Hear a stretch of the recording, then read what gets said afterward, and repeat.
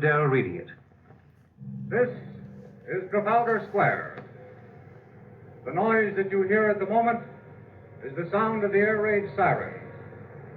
I'm standing here just on the steps of St. Martin's in the Fields. A searchlight just burst into action off in the distance, one single beam sweeping the sky above me now. People are walking along quite quietly. We're just at the entrance of an air raid shelter here, and I must move this cable over just a bit so people can walk in.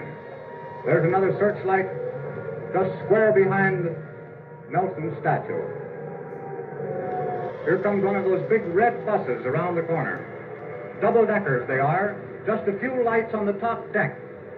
In this blackness, it looks very much like a ship that's passing in the night, and you just see the portholes.